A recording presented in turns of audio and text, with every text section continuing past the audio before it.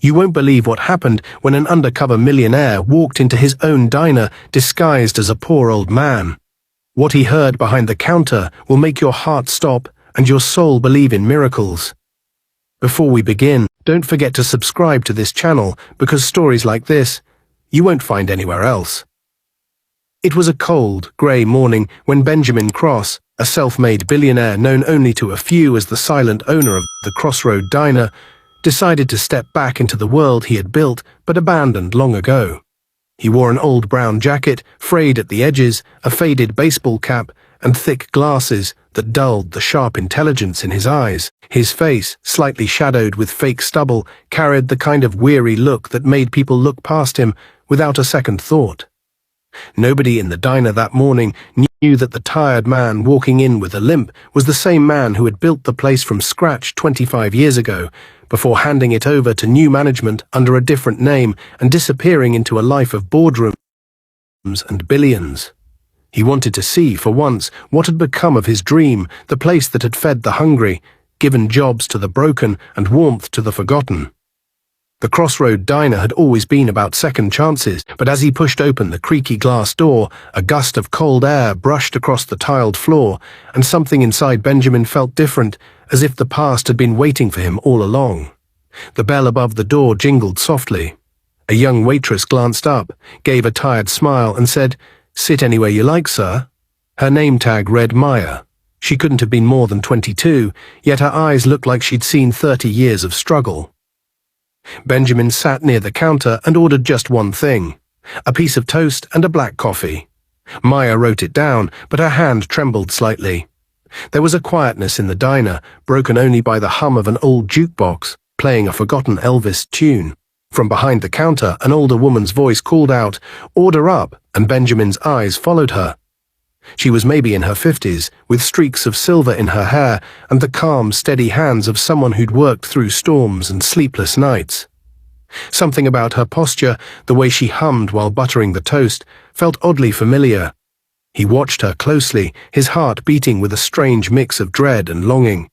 When Maya carried over the plate, Benjamin smiled politely, but before he could say a word, the girl turned away quickly, wiping her eyes as though holding back tears.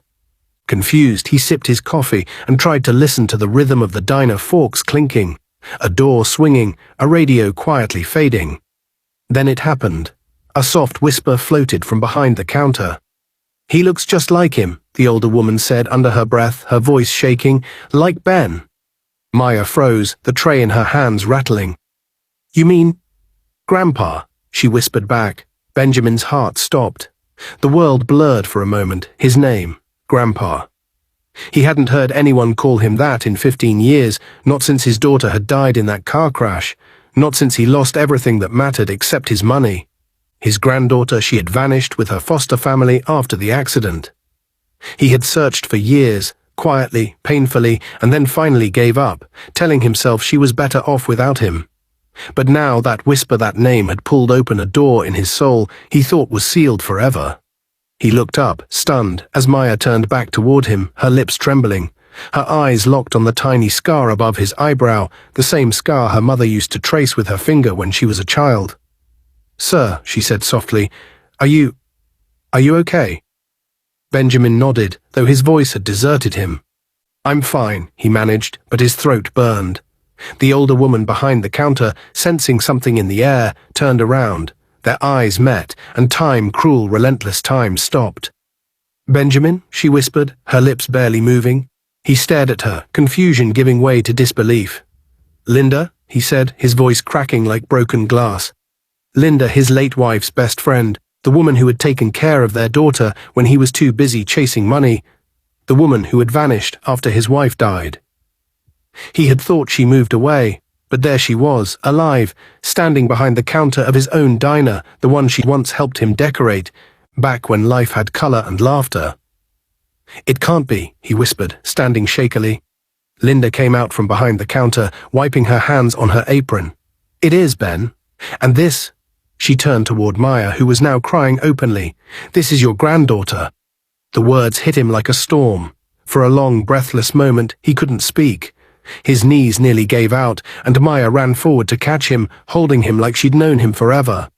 The diner fell silent. Customers watched, forks halfway to their mouths, as something sacred unfolded before them, a reunion written by fate itself. "I looked for you," Benjamin finally choked out, holding her hand as if it might vanish again. "I searched everywhere." Maya nodded, tears streaming down her cheeks. "They told me you didn't want me." Benjamin's chest heaved. "No," he said fiercely, "I never stopped wanting you. I never stopped loving you." Linda wiped her eyes.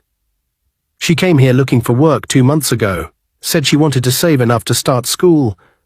I didn't know how to tell her who I was or what happened. I thought the past was better left buried." Benjamin shook his head. "The past never dies, Linda. It just waits for us to come home." And just then something even stranger happened. A man at the far table, who'd been quietly watching, stood up and walked over. "Excuse me," he said, his voice deep and calm. "Are you Benjamin Cross?" Benjamin nodded cautiously. The man smiled, pulling out an old newspaper clipping from his wallet, the front page from 15 years ago, showing Benjamin's company donating millions to rebuild a local orphanage. "That orphanage saved my life," the man said, tears glistening in his eyes. "If it wasn't for you, I wouldn't be here." The diner was silent again, not with fear this time, but reverence.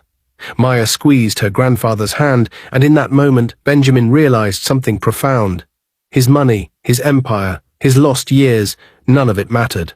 What mattered was this small diner, this simple toast, this moment of grace that had been waiting in the cracks of ordinary life. As he looked around, he saw the walls differently, the faded photographs, the framed article about the diner's reopening, the worn counter with initials carved into it, all reminders of people who had once believed in him.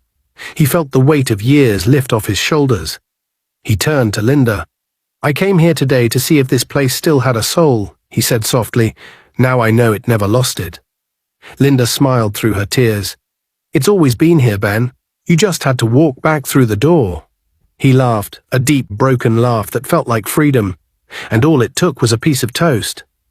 Maya giggled through her tears, hugging him again. "Grandpa," she whispered, "you still take your toast with butter and honey?" Benjamin grinned. "Always." The customers clapped softly, as if applauding something holy. But then, as the morning sun began to stream through the dusty windows, Benjamin felt something tug at his heart. Not sadness, not pain, but peace. He turned toward the counter, where his wife's picture still hung, framed in faded wood, and whispered, "We're home, Emily."